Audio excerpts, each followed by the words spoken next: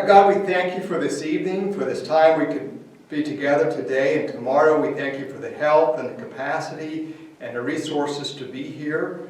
We thank you for this retreat center and the beautiful environs in which it sits, and help us to just sense your presence here, and for the preoccupations that fill our weeks to sort of melt away today and tomorrow, and that we'd be able to be refreshed. And Lord, all good things come to us from your hands, and we're here because we believe in stewardship, and that we should be good stewards and put to good use those things that you have given to us. And we should be able to have the ministry of guiding other people to put to good use the things that they have, particularly people who don't have a lot of resources, that we would be loving and compassionate and patient people with them as we try to help them have fuller and more joyful lives. We ask these things in the name of Jesus Christ. Amen. Amen. I think in the letter I sent out with this, there's two reasons why I think this is important ministry in a church. First of all, at my second church, people would come, and we had a rule: we only helped them once every 2 months financially. You know, we had a food pantry, we had a clothing room. They could come and get as much food and clothing as they wanted. But we would only help people every other month. And so somebody would come, and then 2 months later they would come back, and they would need, they needed rent money, they needed money to buy prescriptions, their car broke down. And, we would help them as much as we could financially, but it never really resolved any of their issues, because the same people kept coming back every 2 months. And in the off months, they would, they went around to all the different churches. And one day, this man and woman had come in. They'd been in 3 or 4 times, and they seemed like really sensible, responsible people. And I said, I thought, why can't you, why do you keep having these financial problems? So I thought, okay, I want you to go home, make a list of all the sources of income you have, and make a list of all the expenses you have, and come back in. This was on a Thursday, come back in on Monday. Well, when they came back in, we looked at their finances. They actually had enough income to cover the basic expenses of their lives. But the way they were using their money was not efficient.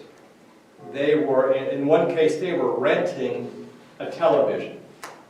And I said, well, how much do you suppose that television would cost if you went and bought it? And it was for like Rent-A-Center or something.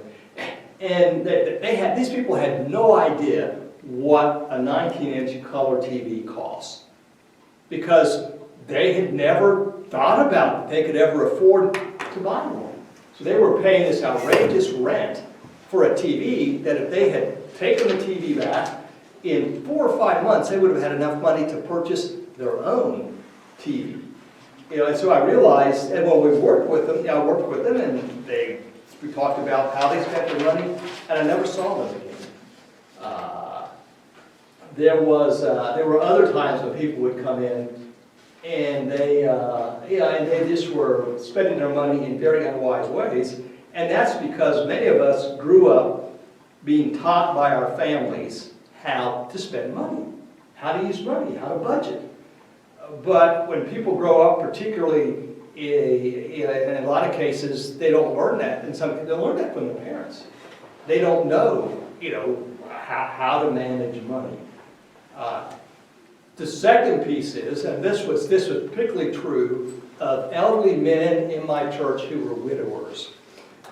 I had at least half a dozen who had tens of thousands of dollars of credit card debt.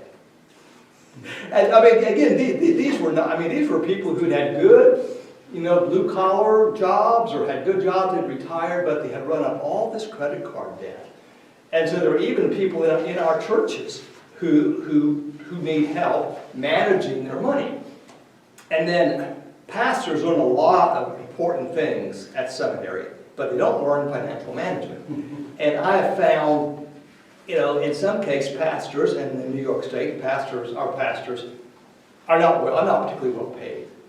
If you look at what New York State pastors make versus New York ABC pastors in other states, our pastors are not not the best paid pastors in the denomination by far. And again, we have pastors who get into problems. You know, they won't pay this, well, they don't pay the Social Security on their housing allowance, and then 3 or 4 years that goes by, and then, you know, they owe this huge amount of penalties and get themselves into a lot of financial problems that they just can never get out of. So that's part of what. And then when we had conversations on structural racism, and coming out of that, we and Jonathan in particular said, you know, a lot of this is financial, and if we could train people better to use their money in better ways, people would have better lives. So that's sort of why we're here. So I suppose the first question is, well, see, stewardship is a practice of putting to good use what God has given us. Above all, maintain constant love for one another, for love covers a multitude of sins, okay? Be hospitable to one another without complaining, okay? Like good stewards of the manifold grace of God, serve one another with whatever gift each of you has received. See, part of what we have, we're to share with others. But if we use all of our resources, paying the basic expenses of our lives, what do we have to share with other people? See, part of being good stewards of what we have is not only benefiting us, but it then frees us up to be generous to other people. Financial literacy can enable us to be good stewards, and is a set of skills we can share with others that will enable them to live more productive, rich, and less anxious lives. So we'll talk about financial literacy. It's a noun. It means competence or knowledge in a specified area. It's knowledge, techniques, and practices, and disciplines. And that's the important word about managing our finances, is discipline. Do you have trouble with that? Nope. Huh? Nope, never. No. You know, the question is not what do I want to buy, the question is what do I not want to buy? You know, I go through the shopping mall, I can spend $5,000 in 20 minutes. I like to have that and that and that. So I guess what competencies or knowledge do you consider part of financial literacy? What disciplines? What do you think is part of financial literacy for you, or should be a part of financial literacy for us?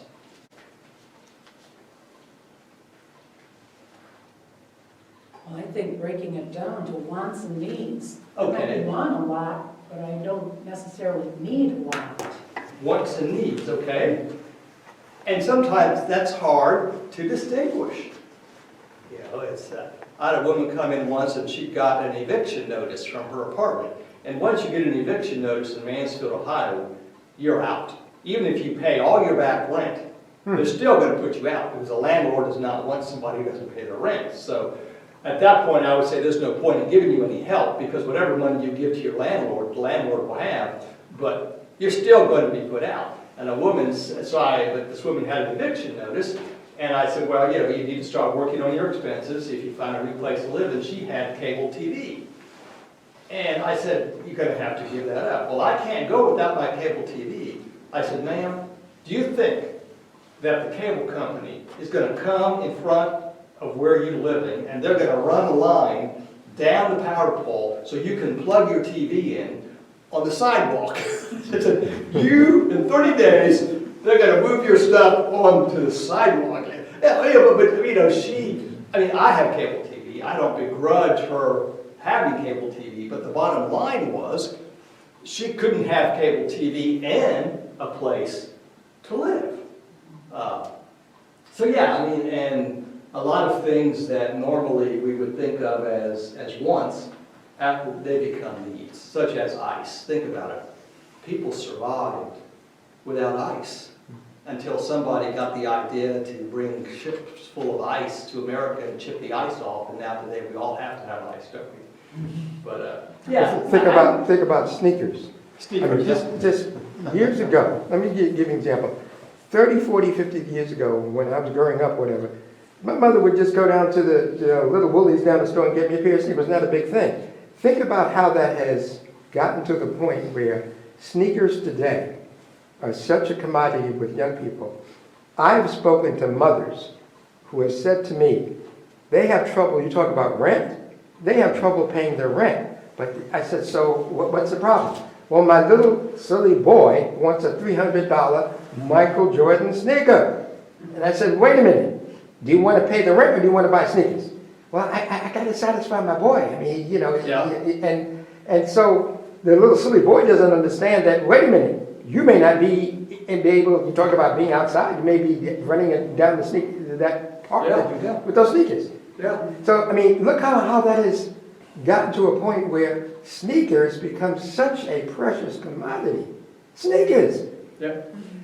And this is a part of, I can't remember the word now, but the oligarchs from Russia are experiencing this now, where suddenly their money is cut off and they can't demonstrate their wealth to other people.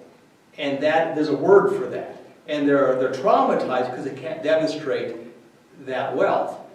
And we live in a culture where it's important to demonstrate that. The second piece is you may have somebody who, somebody who will never own a house, they'll never have retirement, they'll never have a new car, but they can have a pair of $300 sneakers. You know, all the things that tend to give us a good self-image in the eyes of other people, they won't have those things. But a pair of sneakers is something, and so that's part of our culture. But yeah, you know, that's an issue. And how do you say no to your children? My father didn't have a problem. Pardon? My father never had a problem. There was 4 boys in my family. He never had a problem saying no. Yeah. Well, You want those boots? Get a job in mine. Debbie and I raised probably the 2 most frugal sons on the face of the earth, so we used to have to drag them out to get a pair of sneakers and all that after they had holes in the bottom. But yeah, you know, there's a lot of pressure. There's peer pressure. I know some families spend enormous amounts of money on Christmas gifts, more than they can really spend, because that's an expectation when they go to their family. And so it's not that we're bad or we're irresponsible people, but there are a lot of pressure on us. well, you know, I just want to just add another, in terms of the sneakers, just a little story. About 25 years ago, I'll never forget this. I was in another church, and I was a member of another church, and during the Christmas holidays, the adults would give out gifts to children in the church, not necessarily their relatives. So I knew somebody who manufactured those, you know, those boots. They look like Tommy Hilfiger boots. Hilfiger, yeah. Yeah, right. So the lady told me who manufactured, look, Jonathan, look, I got these boots. You know, I'll give you a cut rate price, but I can't put Tommy Hilfiger in because, you know, it's the same thing. Just take the boots. Yeah. Okay. So I said, oh, good. I had 2 boys, and I gave them, happily gave them, they found their sizes and gave them the Tommy Hilfiger boots. You know, they returned them to me, the boys. The mother said they didn't want to wear them because they were not Tommy Hilfiger. Yeah. Do you know I had to take those boots back? And, you know, I was so mad. I had to take them back, and I gave them to somebody else. But, I mean, I was stunned. They would not wear the boots. They were the same boots. And when I went back to the manufacturer, she laughed. She said, you know, I just put a little stamp on the thing that says Tommy Hilfiger, and, you know, that's it. Yeah. Well, speaking of shoes, we lived in Italy for 5 years, as I said, and you will see on the news women going through that much snow in Rome wearing 6-inch heels. And they say that many Italian women would buy shoes before they would pay their power bill. And there are many Italian men who in their mid to late 30s are unmarried, living at home with their parents in the basement. Why? Because they would rather spend money on a car than renting a place. So, so that's part of the culture there. Now, the shoe thing is ridiculous, but the car thing, I mean, that's not ridiculous. But yeah, and so we have to realize that we are captives of a culture, and in some ways that culture is designed to, that we all want to appear richer than we really are. We want to wear name brand shoes when we can't really afford that, and oligarchs want a bigger yacht. One thing very important, so we have to unlearn some practices, but deferred gratification. I think that is the key to good financial literacy, is the people who are renting the TV. They go for 3 months without any TV, and then guess what? They can buy their own TV. So what we want to instill within ourselves and other people is deferred gratification, to wait. And when we talk about credit cards, you're going to see how deferred gratification can be worth hundreds of thousands of dollars in the hands of middle-class people. So any other comments about literacy? I thought we ought to just have a little idea of what it is. This is going to be Jim Harrop will be guiding us. He's a realtor. Jonathan Irons will be guiding us. He's an attorney who has worked with people trying to get their lives back on track. And then me, I majored in accounting and I worked at General Motors, and I generally follow, I'm generally interested in finance. Why are you laughing? And I mean, as a pastor, I've seen people just, and it's not necessarily a matter of money. In my church in Ohio, in particular, we had a number of retired blue-collar workers and older people who did not have a lot of money, but they were very generous to the church. And we had some younger people, more about my age, who made really good family incomes, but they didn't have $50 because they owned a house, they had car payments. It's not so much a matter of being poor or rich. Although if you're poor, if you don't have money, you still have money. But people get into a lifestyle, and many times people who make really good incomes are people who have a lot of troubles. So, very briefly, what questions or topics would you want to talk about? Even if you're not planning to talk about it, one of us maybe could address it. Did you come here with any questions or topics you wanted to talk about?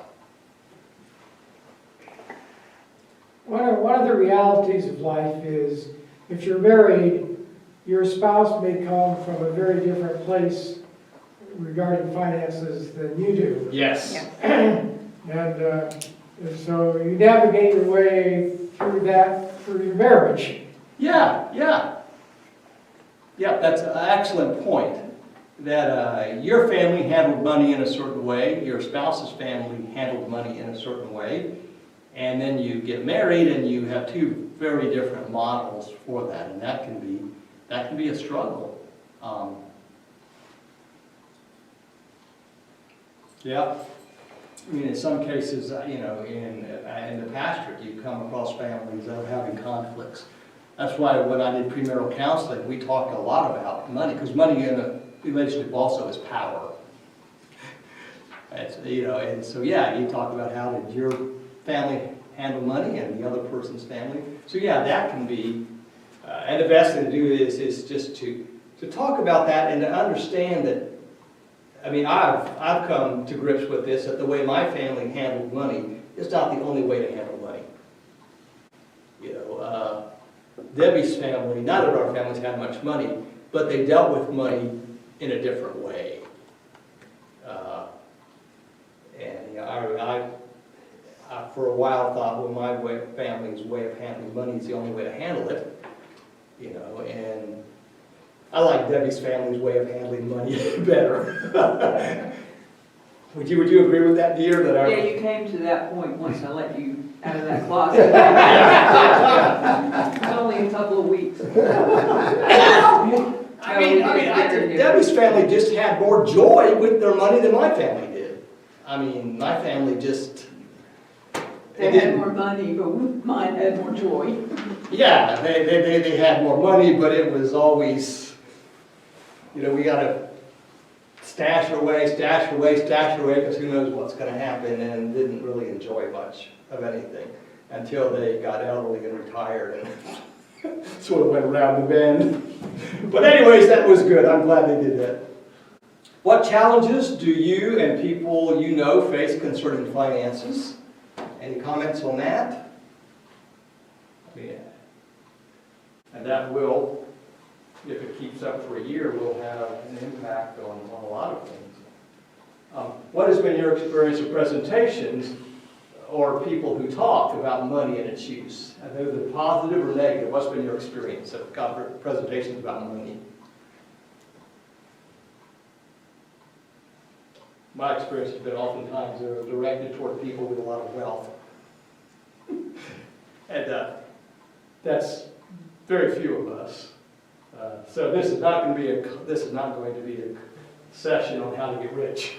It's going to be a session on how to be able to meet the basic expenses of life. And what do you hope to take away with you this weekend? Has anybody come here with an expectation? Well, keep these questions in mind, and anything that comes up, a topic that we've not thought about, that you want to talk about, feel free to share that, and we'll do the best we can to talk with each other and sort it out. Okay, this is supposed to be session 1. I'd say session 2, but this is session 1. Managing what you have. We'll talk about budgets, compounding, and emergencies. Okay, how does the word budget make you feel? Negative. Negative. Who likes budgets? Who doesn't like budgets? Because we feel that budgets make us feel as if we're being controlled, and we want to do what we want to do. What I would hope us to see is that budgets actually can help us to feel that we are in control. That's a lot of anxiety about finances, is we feel things are out of control, and so a budget is not a way of making our lives miserable, it's a way of feeling in control of our finances, so that we can sleep well at night and we're not anxious, and we can allocate what we have to the things that bring us the most joy. What has been your experience with budgets? Have you ever used one? If you had one at work, does anybody here have a household family budget? Yeah. Okay. We don't. Yeah. Thanks to me. We used to. At one point, I remember we made one up, but then I keep a weekly track. Debbie doesn't know that probably. I keep a week, and one thing we do is we put everything possible we can on our credit card, everything, and then at the end of the month we pay off the balance. That way we have an account, like we can look right here and see where probably 95% of the money we spend goes through the credit card. Mm-hmm. And then we're able to, to find out where it's going. There's a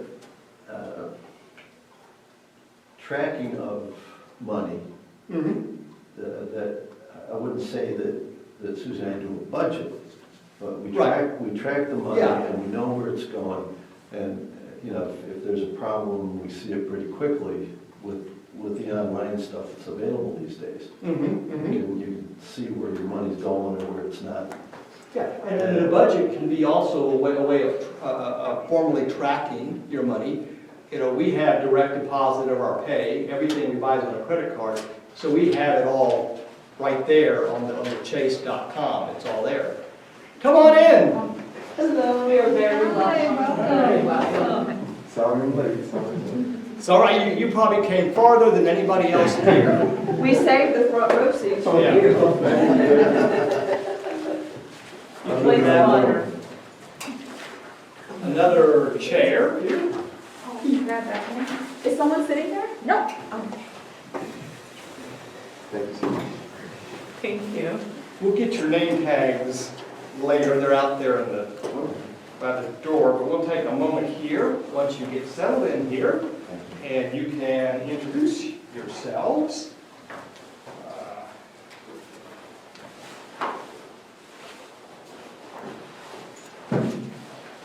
I was talking about the restaurants in Chittenango.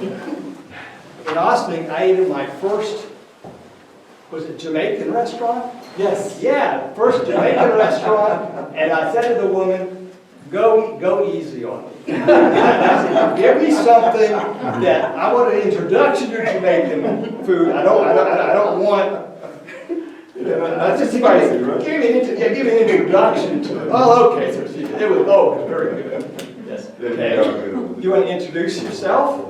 My name is Pastor Courtney from First Baptist Church. This is my wife Rose. This is my daughter Akila. Hi. And your church is in Austin, but all three of you actually live in New York City? We live in Central Islip, yeah. In where? Central Islip, Long Island. Okay, well, I'm sorry, Long Island. Yes, I always think Long Island. I thought it used to be a part of New York City, but I realized. That's not. All right, I know, I got it now. I've learned a few things. We have just started talking about budgets. So the things we've talked about page by page, it's all here so you can look over Thank you. what we've covered already. We were saying that most of us are not big fans of budgets. I would see if a budget is a plan that guides us. It's not a sentence to be served. And if we find ourselves struggling financially, then we need to really put together a budget and follow it. So session 1, handout 1, if you look there. And what I try to do here is I try to come up with every possible source of income and expense that a person might have. And as I was saying, when people would come into my church several times in a row, I would give them a sheet like this. If you look on the back of your thing, there should be a thing called Handout 1, Session 1, Handout 1. Session 1, Handout 1. It's almost in the back, it looks like that. And what I would do is I would try to come up with every possible source of income that somebody could have. And then I would have them fill it in. So, and particularly with people who come to the church for help, we need to be sensitive to the different ways that they have income. Social Security, they may have a pension, SSI, that's for people with low incomes, they get supplemental Social Security income, SSI. Salary from a secure job, and I say secure, and this is my job secure, and I get a certain amount, a set amount every month, I can count on that. Wages for a job with consistent hours. Again, you're paid by the hour, but pretty much you're going to get the same income each month. And this is on a monthly basis. Child support, some people, that's a source of income for them. Alimony received, that's quite rare, but can you think of other sources of fixed income that we could add to this budget? Let me, This isn't income per se, but a lot of people that I deal with receive SNAP benefits, so they get a certain amount per month to spend on food. Would you count that? Is that under another category? no, that's good, that's the, Used to be food stamps, but now they call it SNAP. let me find that, can I have your pen here? Sure. That's, yeah, SNAP, or what used to be called food stamps. Can you think of other fixed sources of income that people can say, I get this amount every month? Like if somebody rents out the part of their house or something to somebody? Okay, rental income? Yeah, let me, oh, thank you. I will send out an edited copy of this to you. This also is going to be up on the website. Rental income, rent out, yeah, that's something people rent out, particularly with the cost of housing, people rent out rooms. You think of other sources of fixed income where people get the same amount about every month.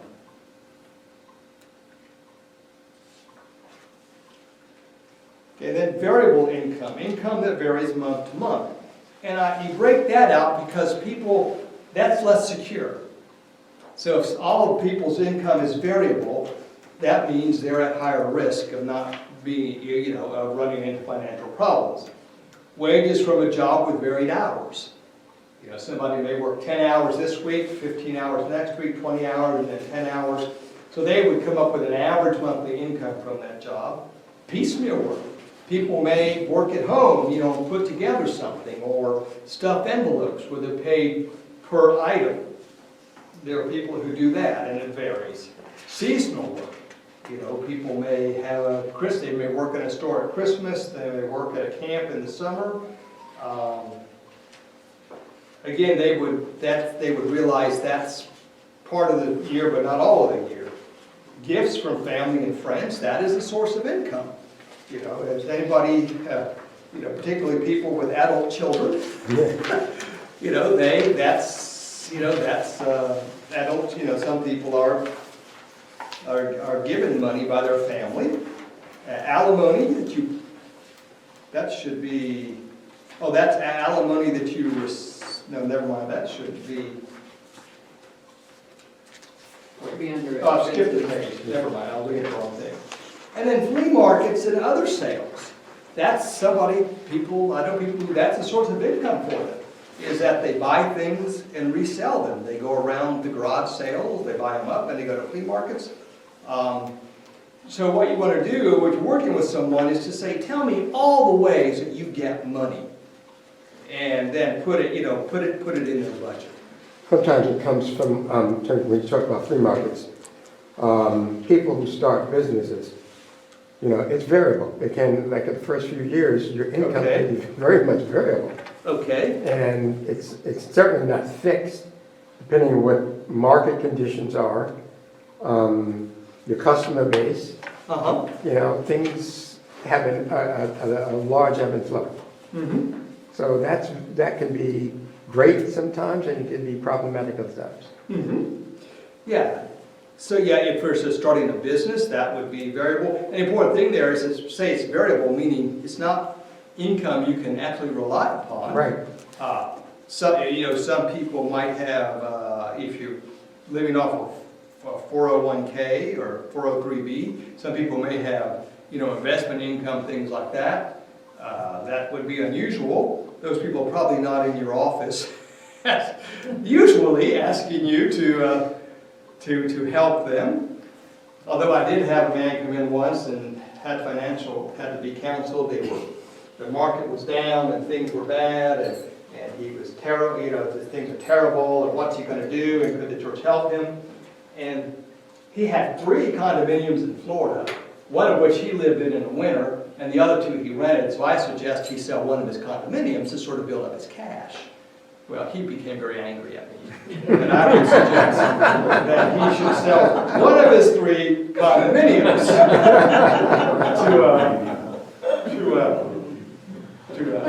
he didn't like that. I didn't. I had a lot of people come in with a lot of financial issues. I didn't feel sorry for him. Anyways, he was quite upset with me. Can you think of other variable sources of income that people might have? Well, don't forget commission. Huh? Don't forget commission. Commission, okay, yeah. Which can be a very variable income. Okay. And that would be people who sell real estate or people who sell shoes at Penny's? Sell boats. Sell boats at oligarchs. Sell boats to oligarchs. Yeah. When I was in seminary my first year, I sold shoes at Penny's on commission. So it was up and down. But I tell you something, people there didn't want to wait on kids. They wanted to wait on adults because the shoes cost more. But you know what I figured out? I figured out that I could really sell shoes to kids. And I could turn them over fast. And so I could sell 4 or 5 pairs of shoes in an hour, $10 a piece.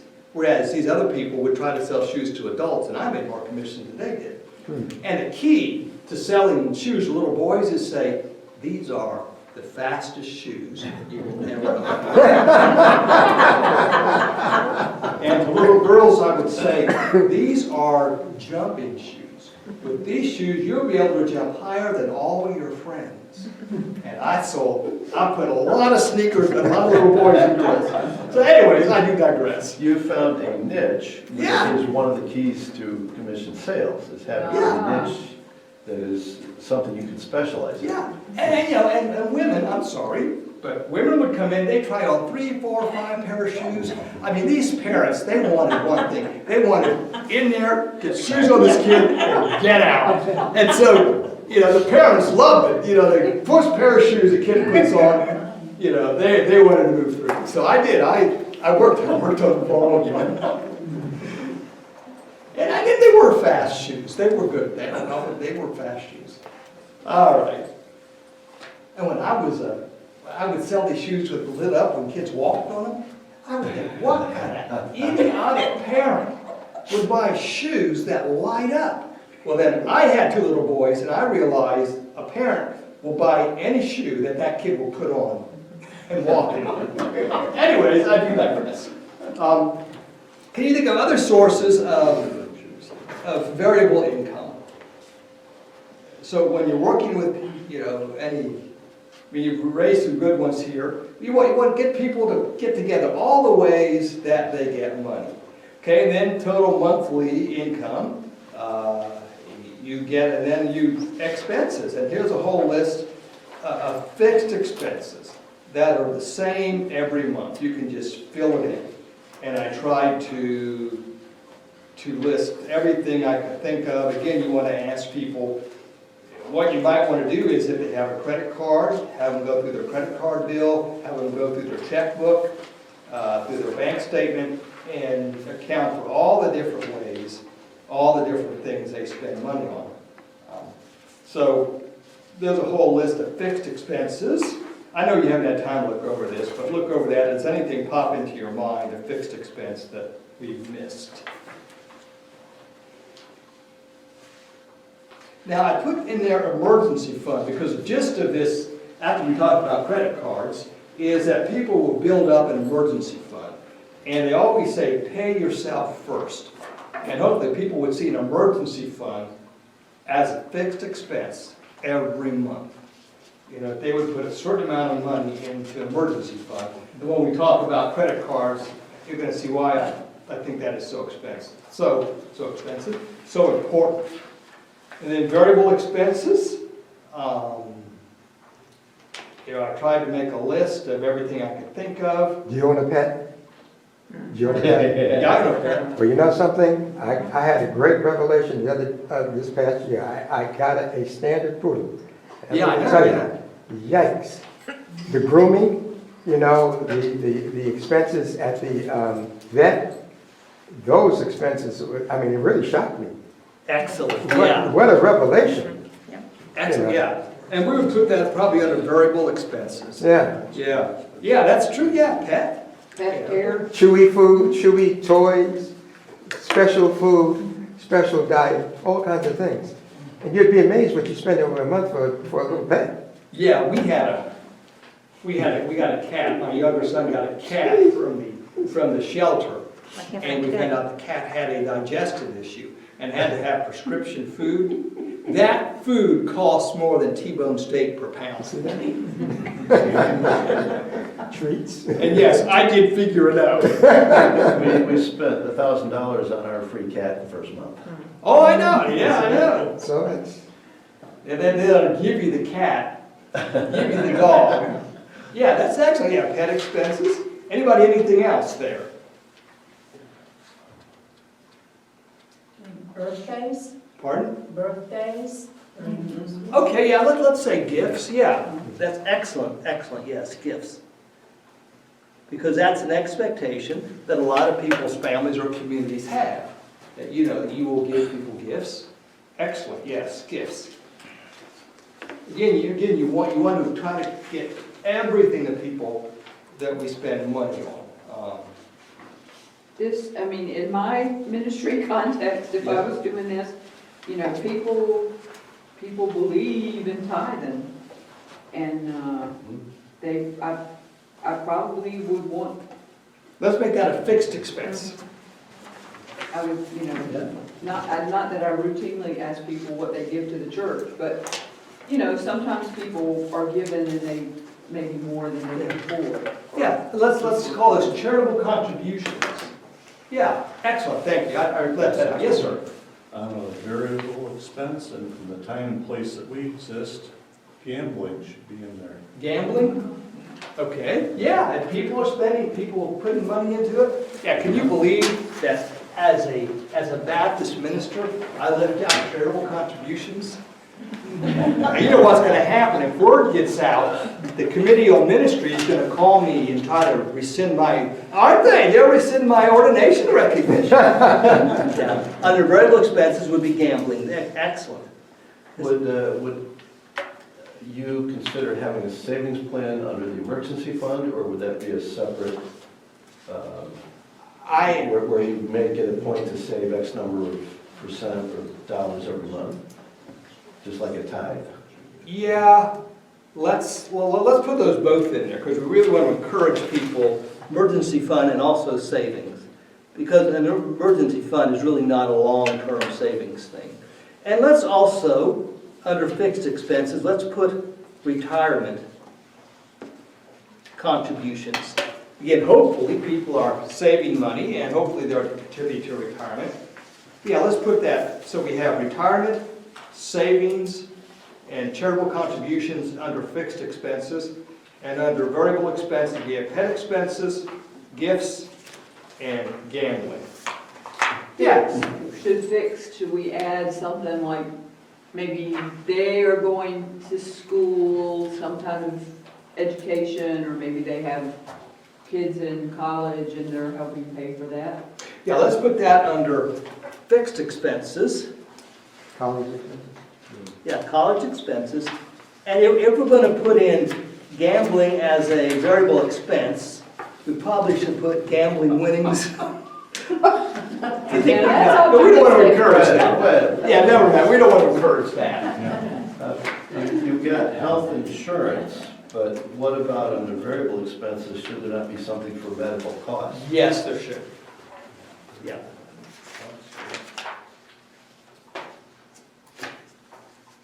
Yes, medical costs, excellent, yes. Yeah.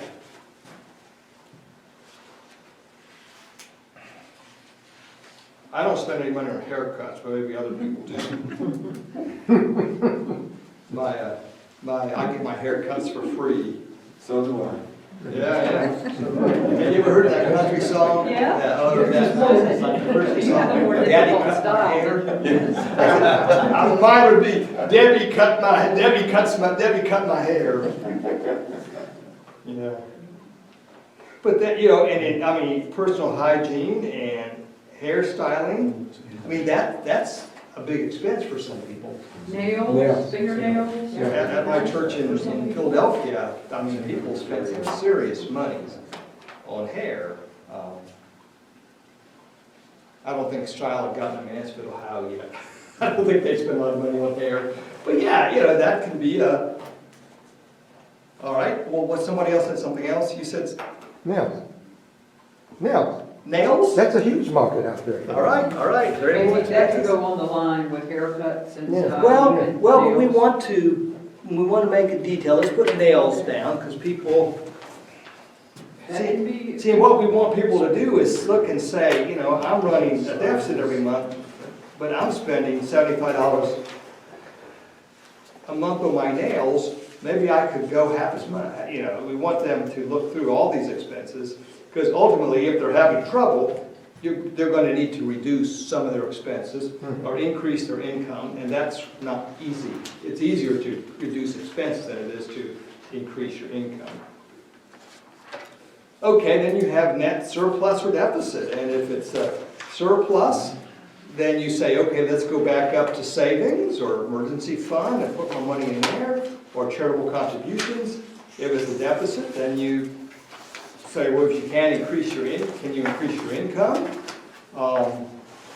In some cases, particularly in Philadelphia, I had a lot of single mothers in my church who would work a regular job during the week and then work retail on the weekend in order to pay private school tuition, because they didn't want to send their kids to the public schools in Philadelphia, which I can understand. So they would, when they had the extra expenses of their kids starting these schools, then they would take a weekend retail job in order to pay for that. Okay, anything else on those lists? Yes? Like club fees, like gym memberships or golf fees. Okay, let's,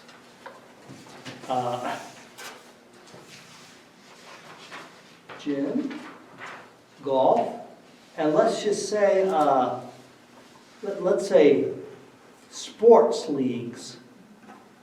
And we'll also add that in there, kids, if kids play soccer or something. Excellent, yeah.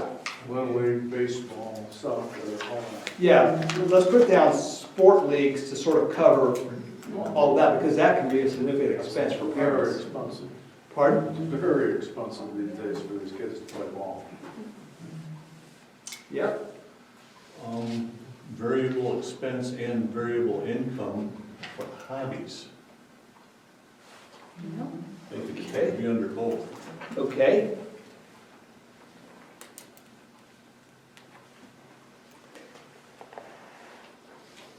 Yeah, because people may do some hobbies where that actually they do woodworking and let's see here. Hobbies, yeah, they may have a, hobby is B-I-E or B-Y? IES. B-I-E? BIES. Yeah, okay, you're right, hobby would be I-E-S, yeah. All right, thank you very much. I'm sorry, yes. English, it is my mother tongue. Yeah, the definition of a hobby is after 3 years, you're still not making a profit at it, it becomes a hobby, according to the IRS. It's called the hobby loss rule. Good to know. Okay, so any other additions to that? Again, this can be a helpful tool for us, be a helpful tool for people who come to our church needing help, or even people in our church, or a family member that is struggling financially. Give them a copy of this and say, here, fill this out and let's talk about it. And it helps all of us to see where's our money coming and where's our money going. Okay, so I found that to be helpful, particularly with people who came to the church, and with the elderly men who had all the credit card debt. I didn't know what to do with them except to say, just pay the minimum payment and, the debt will outlive you, my friend. That's what they did. I mean, they could never pay off those credit cards, so they would just make the minimum payment every month. It would rack itself up, and when they died, that'd be the end of it. Okay. Now, this is something I think is so important. You may not think it's important, and that's okay. Say, Jim, that is dull and boring. Stop talking about it. But compounding, Einstein called it the eighth wonder of the world. What is compounding, and why should I care about it? Okay. Number one, and this chart is in your handout. If you flip back a few more pages,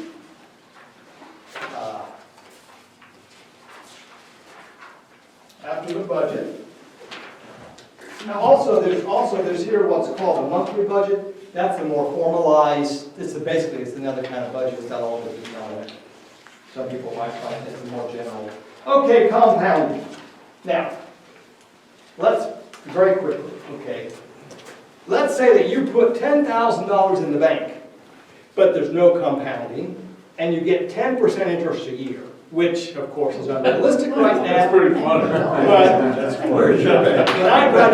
When I graduated from college, you could put a CD in a bank and get 12% interest. Yeah. So having been an accounting major, and my mother was working had gone back to work as a nurse, I took her over and together we bought a CD together at 12%. That was a mother-son, went to Fidelity Savings and bought a CD at 12%. Those were the days, my friend. We thought they'd never end. Anyways, okay, so you put $10,000 in. Next year you have 11. Next year you have 12. 13, 14, you do nothing. And after 9 years, you have $19,000. That's pretty good, isn't it? Mm-hmm. Yeah, who would complain about that? Okay, well, let's say that it's compounded. What that means is that in the first year you earn 10%, so you now have $11,000. But then in the next year, you get 10% of $11,000. So now you have $12,100. And then, so by the time you get down to year number 9, when you're $10,000 with compounded interest, you have $23,579. 19,000 versus 23,579. Just because you have compounded interest. That's pretty good, isn't it? Okay, well you ain't seen nothing yet. That's impressive, yes. Okay, but it becomes an incredible thing. Because let's say you do this when you're 30 years old, and then you turn 60. Okay, without compounding, at the age of 60, after 30 years, you have $40,000 from your $10,000. Who's going to complain about that? See, but if you have compounding, same $10,000, same 30 years, you have $174,494. A difference of $134,494. Now, for $134,494, you can buy an Aston Martin Vantage V8 convertible. So now you see why compounding is so important, because it's going to get us an Aston Martin Vantage V8 convertible. Okay, so you see how important this is. But this assumes you can put $10,000 in the bank and leave it there. But you see how it accumulates. So it shows you, of course this is a very high unrealistic interest rate now. But you see how if you put money in there and you leave it in there, you're going to be, here you would have made $164,494 for doing nothing but having deferred gratification. Put the $10,000 in there, and then you think, oh, I'd like to go on a cruise. No, don't spend money going on a cruise. Oh, I'd like to buy this. No, you leave your $10,000 in there, and after 30 years, you have made $164,494. And then you can buy an Aston Martin DB9 convertible, which is more expensive than that. But you see, this is about deferred gratification. You leave it there, you forget it's there, and one day you look back, you're 60 years old, and you say, look at this, dear. We've got $174,494. Remember that $10,000? We left it there? Now this is fairly radical because that's a very high interest rate. So, with the interest rate now, this is practically meaningless, but interest rates will go back up. Okay, so compounding is just wonderful, isn't it? It can literally make us rich. However, it also can impoverish us because it works the other way. And that's the point. That's what's relevant for this conversation. Compounding is a two-edged sword. Are you paying interest out or receiving interest? If you're receiving the interest, it's wonderful. But if you're paying it out, you see how it accumulates over time, where you're paying out a great deal more than you really owed. So carrying a balance on a credit card is financial suicide. And this is all in Section 1, Handout 3. Now, we're all going to find ourselves sometimes a day late and $1 short. I can't pay my credit card, but we're going to come back to that. But you know, they're telling the young people that if they keep a balance on their credit card, that helps them with their credit. No. What helps them on their credit is to have a credit card and to charge things and then pay the bill. I don't know, do you know anything about that? If you carry a balance month to month, does that somehow improve? 26% interest. Pardon? I think, You carry that balance. yeah, I think what improves your credit rating is to buy things on credit and then to pay for it.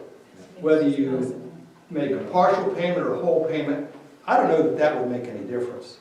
If you show that you make the payments in a timely way. Yes, yes. Maybe it's just the minimum payment, but if you make the payments in a timely way, it's not gonna matter whether you pay it off or whether you pay a part of it. Well, it's a double-edged sword, because yes, the credit card, the credit monitoring companies want to see you pay those cards on time, but if you consistently maintain a fairly high balance, it will affect your credit. Yes, In other words, because you're not making any headway in terms of paying it off.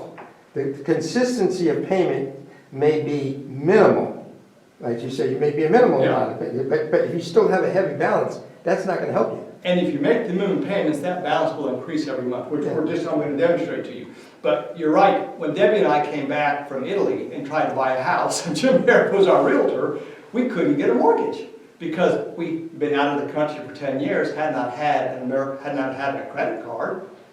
We had no credit history. And so we had to go out, get 2 or 3 consumer credit cards, buy some things, and then when the bill came, paid it off. Just for a month.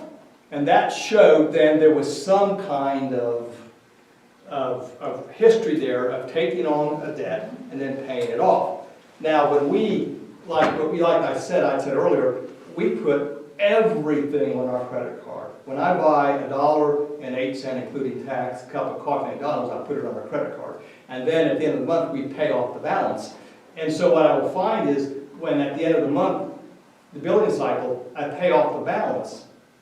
I get the total balance, so we owe 0.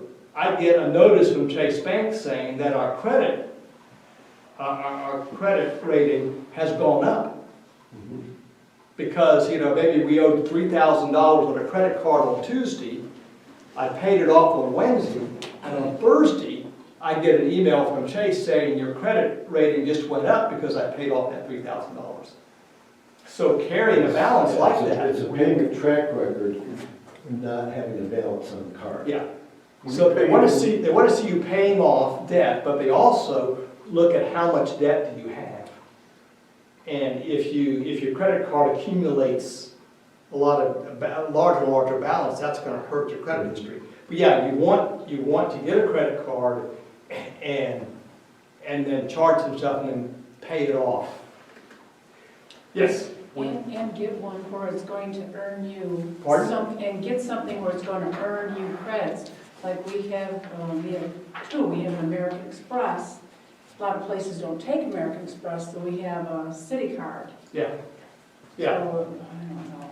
When you One pay, where you earn credits and then you can when you only pay the minimum, you're only paying the interest. You're not Yeah. paying on principal Yeah. the money you borrow. And you're really not paying even the interest. Okay. That's all you're paying. Yeah, so- because I have 3 scenarios here. If you go over to the next page, at the top, it has a table with interest, and then it says dramatic.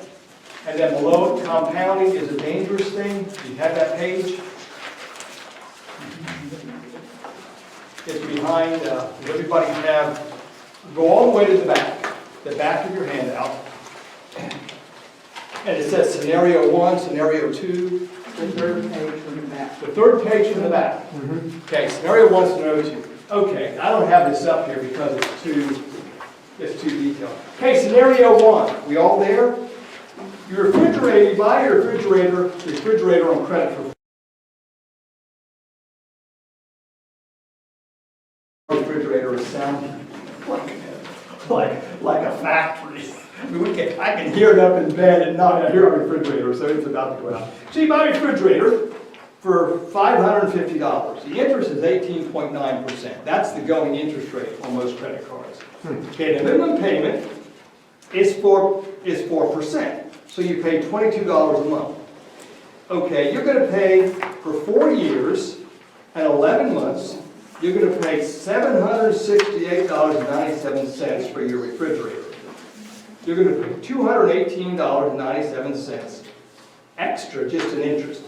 And you say, well, okay, I had to have a refrigerator. That's not outrageous.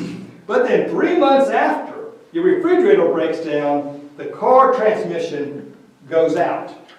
And that's $1,900. So after you've paid on your refrigerator for 3 months, and then you put your car transmission on your credit card, you now owe $2,384. The interest rate again is 18.9%. So now you're going to make the minimum payment of 4%. You're going to pay $96.36 a month. You're going to be paying for 8 years and 10 months. Now, 8 years and 10 months later, are you still driving that car with that wonderful rebuilt transmission? No. You're continuing to pay on a transmission on a car that you got junked years ago. Plus, has your refrigerator lasted that long? Probably not. See, so you're still, after 8 years and 10 months, you're still paying for your refrigerator and your car transmission. And this assumes that you've not used your credit card again, not one more time, for 8 years and 10 months. So your total purchases are $2,450. You've paid out $38.60. Your interest you've paid out is $1,410. So that's become an expense refrigerator and car transmission. And realize this assumes that you've not put another penny on your credit card for 8 years and 11 months. Okay, so what is the minimum payment? The minimum payment on a credit card is the lowest amount of money the cardholder can pay each billing cycle to keep the account status current, rather than late. And late fees, of course, are enormous. Now, the minimum payment can be as low as 1%. It could be as low as $20 to $35 or 1 to 3% of the credit card balance. Now, you said you're only paying interest. If you're paying 18% interest, you're paying 1.5% interest a month. But you're only paying it off at 1%. So each month, 0.5% interest is accumulating. You see, do you understand that? And compounded. Huh? And compounded. Yeah, and compounded. See, so you're not even paying for the refrigerator and the transmission anymore. You're now just paying part of the interest that is accumulating if you pay 1%. And you look at your credit card, you can legally, they can offer it down, the minimum payment can be 1% of the balance. So, scenario 2, you struggle with the $95.36 monthly payments for your transmission and your refrigerator. So, you buy your refrigerator, everything's the same, you buy your transmission, but you say, I can't pay $95. So you reduce your minimum payment, which most credit card companies will let you do this. You reduce it down to 2%, where you're only paying $47.69 a month. That's easier to pay, isn't it? But you understand now, you're going to pay for your transmission and your refrigerator for more than 30 years. Because you reduced the payment to only 2% instead of 4%. And that's because of the ugly side of compounding. Now, is your refrigerator going to last 30 years? No. When you pay that refrigerator off, you don't even remember the refrigerator. And is your car going to not last for more than 30 years? And realize this assumes that you do not charge another penny on your credit card for more than 30 years. The only thing you ever bought is that refrigerator and that transmission. And you're going to pay on those for more than 30 years, and the interest you're going to pay on purchases worth $2,450, you're going to pay out $9,232.87, which means you're going to be paying interest of $6,782.87. That's the interest you're going to pay. And this is a medium case scenario.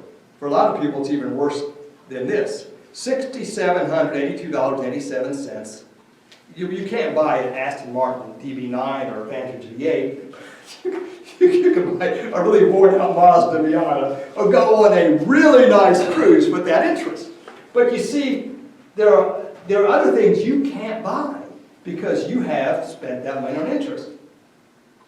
Okay, and that's not the worst case scenario, because with some credit cards you can go down to paying only 1%, which means you never pay it off, because the interest each month accumulates is more than your payment. So you may pay $30 a month, but the interest for that month may be $45, which means forever that balance gets larger and larger and larger, and your credit history is zero, because you have this huge credit card balance in relationship to your income. But scenario 3, think back to our budget. You save $50 per month for a year, $600. People say, well, where would I get $50 a month? Well, you do the budget, you come up with $50 a month, and you put it in an emergency account. So you buy your refrigerator. Okay, you have now your half a year in, you purchase it, you pay $350 out of your emergency fund, but you only finance $200 of it. So your credit card balance is $200. Okay, then you make the minimum payment for 3 months. Okay, in that case, you only have to pay for 15 months, and your total interest is $25. Because you put $350 toward the purchase of your refrigerator. So $25 of interest is really, over 15 months, is very little. So you don't have a problem. 3 months later, same situation, your transmission goes out. You have $400 now left in your savings account. So you pay $250 on your transmission out of your emergency fund, and you finance $1,650. You now have a balance of $1,805, interest rate 18.9. You pay $55.50 a month, and you only pay for, at that point, you pay for 11 years and 6 months. Though the interest you paid there is $1,172. Now that still is a good bit of interest, but you see, in the earlier scenario, you paid $6,782. Scenario before that, you paid $1,410. So, and you're only paying for 11 years, 6 months. That still is not great, but you see how putting a little bit of money in there reduces the amount of interest you're paying. And of course, if you make more than the minimum payment, you drastically reduce the amount of interest you're paying and the length of time you're paying. So, the bottom line is, and again, all of these scenarios assume that after you buy the refrigerator and the transmission, you do not put another penny on your credit card. And that, of course, is unrealistic, isn't it? Because if we use our credit card to buy a refrigerator, we use our credit card to buy a transmission, what are we gonna do, when our furnace goes out? Yeah. I mean, to think that you're gonna stop using that credit card is just not, that's beyond human endurance. The point that you make about carrying a balance of a credit card is financial suicide. I think, though, that many people, I would surmise that there are people in our congregations, our respective congregations, who are carrying multiple credit cards. And invariably what that leads to is bankruptcy. See, this is a huge, huge issue, not only in the culture, but in Christendom. Many people, because of the fact that you said, don't learn how to really manage money, it carries throughout their lifetime. Yeah. I had to learn. My parents, wonderful people, but they never talked to me about money. I had to learn the hard way on my own. Yeah. And oftentimes what we find is that, and I found it in some of our congregations, in some of my congregations that I grew up in, people were carrying 5, 6, 7, 8 credit cards and Yes. to survive. Yeah. But eventually it caught up with them and they had to file bankruptcy. Yeah, I reached my $5,000 limit on my credit card. So what do? I get another credit card. Right. Every 3 days, I get a thing through the mail. You've already been pre-approved. So I get a second credit card and run up a $6,000 balance. Those elderly men in my church, I mean, they couldn't even remember how many credit cards they had. That's what people do. And then they end up with all these credit cards, and they run up, enormous amounts of debt. But let's say, you might say to me, wow, but, the question is, people need to be responsible, but our system encourages irresponsibility. Sure does. It was our health insurance, there was a data breach, and we put a freeze on our credit reports, which means nobody can get a credit report on us, which means we should never be able to get credit, right? That's since we froze our credit cards, we got a car loan, and we have swapped over, we have been in and out, we get these airline credit cards, get the free miles and cancel them. We've got 3, maybe 4 airline credit cards. We get one, use the miles, cancel it, get another one. And Chase Bank has, we traded in one kind of card for the next one, meaning we've gotten all this credit, and our credit reports are frozen. Supposed to be frozen. Huh? Supposed to be frozen. Well, yeah, they're supposed to be frozen. We went through the process. Also, you have people who have $5,000 of credit card debt. They have an income of $22,000 a year, and somebody is willing to extend them another $10,000 of credit. Mm-hmm. I mean, I have no sympathy at all for credit card companies because they are asking for it. So why do they do this? Because you and I buy a lot more stuff when we have credit cards. In the end, it's worth it to everybody for us to buy, run up credit card debt, and then some of us don't pay. But it still is worth it to merchants and the credit card companies. But they create, we need to be responsible, take care of ourselves, but we have a system that encourages people to get in over their head. So very briefly, you say, but Jim, and but this is interest-free for 12 months. That's a great deal, isn't it? So you wait 12 months. If you didn't have the money now, are you going to have the money in 12 months? Now, if you say, well, I bought a $600 set of tires, and it's free financing for a year, I'm going to save $50 a month, and at the end of the year, I'm going to pay the tires. Okay, you have that's good. But are you going to save the $50 a month? They're banking on you're not. They're banking on the fact that in 12 months, you're not going to have $600, and so what are you going to do? You're going to start paying those tires off at 18% interest. And if you miss a payment on that, some of them you have to look, no payments for 12 months or interest-free for 12 months. If you miss a payment, voila, the interest is gone and you may owe accumulated interest. And you may ask, how can they loan you money for free? Because they know that most of us are not going to pay that off. But you beat them with discipline. Well, yeah. In other words, those kind of scenarios that you speak of, I would argue that if you show a disciplined front and you can pay things off within that period of time and have the discipline to it, you can beat them. But oftentimes, you don't do it because of lack of discipline. Yeah, and yeah. And I mean, I milked the system. Yeah, absolutely. And like when we bought our Subaru, it was a 3 or 4 year loan, interest-free. Well, that's a no-brainer. You know, we made payments every month, and there was no interest. So there are loans like that. If it's interest-free, then that's a no-brainer.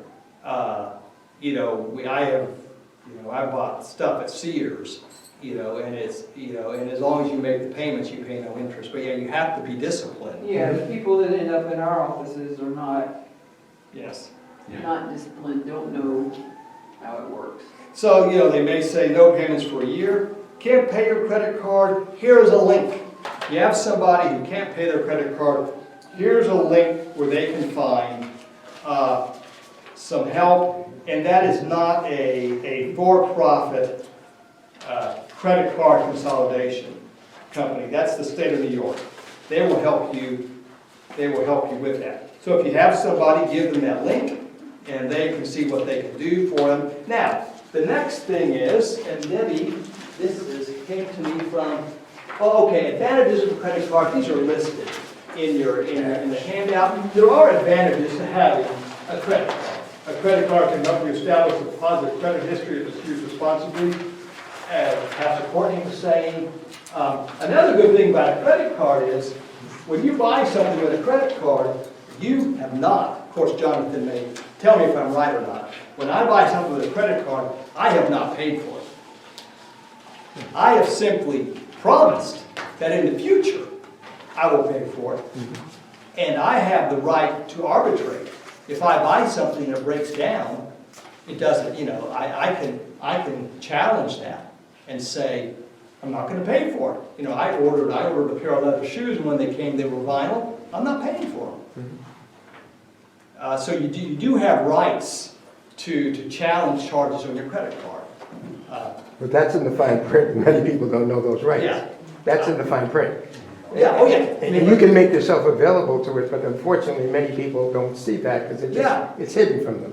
I've done that, not a lot, but I've used a credit card, and then if if it's not, something's not right, when you get your credit, when you get your bill, you simply say, I want to be, I challenge this, and then you have to go into binding arbitration. And I've been told that most merchants drop it. They don't pursue it at all. I challenged a charge when we were in Italy, and then later found out I was wrong. that in fact our sons had purchased this. But it was some entertainment company in Paris. Of course, I'm thinking, I know what this is. So I told the credit card company, I don't know what this is, forget about it. I'm not going to pay it. So nothing ever happened. And then 4 or 5 months later, I noticed at the bottom of one of the online games our sons were playing, it had the name of this company in Paris. That was a 1-year subscription to play some online game. So I called the Christian Community Credit Union and told them all about this, and the guy said, forget about it. Merchants don't challenge that. He said, do you know what kind of process it is to undo this? Just forget about it. So many merchants will just drop it, but you do have those rights. And I have done that, not a lot, but it gives you that right, which is very important. Also, you can read through this. There are protections about if somebody gets your credit card. Now, the purpose for laying all this out is to contrast it with the negatives of a credit card we've already talked about, okay? Debit card. The debit card is different. and you can read through this in your handout. A debit card is where when you make a charge, it's like writing an electronic check. They pull the money out of your account. And it lists some advantages there, but some drawbacks. So you can read through those. The main thing is you have less protection than you would with a credit card. If you get something that is defective or misrepresented or not what you ordered, returning goods or canceling services purchased with a debit card is usually treated as if the purchase was made with cash or a check. And so you're a lot more limited in what your rights are. So you can read through all those, that's all written there. I can't pay my credit card? No way. Well, Debbie, my wife, has learned this through her ministry, not through personal experience, that a lot of companies say something is better than nothing. Meaning, if somebody has this huge credit card debt that can never pay it off, you should contact your bank, your credit card company, and try to negotiate this. Say, I'm going to be paying $211 for the rest of my life. So what if I pay you $100 a month for 3 years? If you try to negotiate. They don't have to negotiate with you, but if you make it clear, you're never going to get this money out of me. I don't have the money. Again, New York Legal Assistance Group can be helpful. Debbie has found that. But through all of this, you have to keep making those minimum payments. You don't want to be in arrears. And then, you have a handout here, sample cease letter. Debbie gave this to me.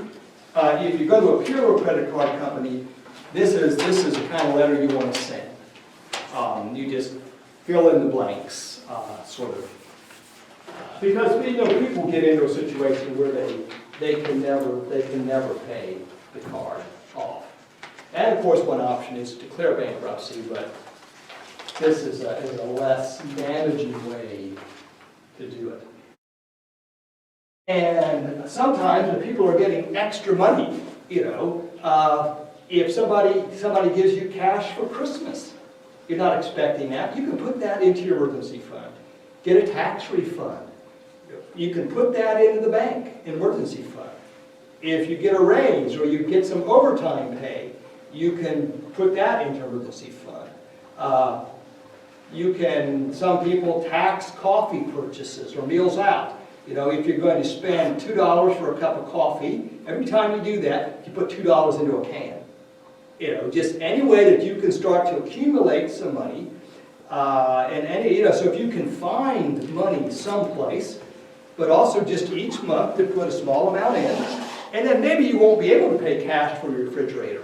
But if you could pay for 1/3 of it and only finance 2/3 of it, in the end it's going to save you a good bit of money because you can bet that in 2 months the transmission's going to go out and this is going to go out. But a lot of that is about deferred gratification. I'm not going to buy any new shoes until I accumulated $200 in a savings account. Okay, so that is, I know it's getting late. Also, here are a few things, resources you give to people. Finding help, you use 211. That's a website you can go to, and again, there are people there who will help you. County Department of Aging, if it's an elderly person. County Department of Social Services, the VA sometimes. Try to connect people. None of us are experts on most of this, but a lot of it is connecting people with somebody who does know. So within the handout you have, there's three different links to 3 different websites. If you go to one and they can't help you, then you go to the next one. Okay, so these companies are different from companies that claim that they can repair your credit? Correct. None of these are private debt consolidation or repair your credit. These are all not-for-profits. Everyone says .org, all 3 of them. I don't know anything about these companies. Jonathan or Jim might know more, but debt consolidation companies will repair your credit. I don't have any experience with those, but I suspect that nobody will do that for you for free. Whereas these are all, these three links are to not-for-profit organizations that are going to work in your best interest. They're not out to make money.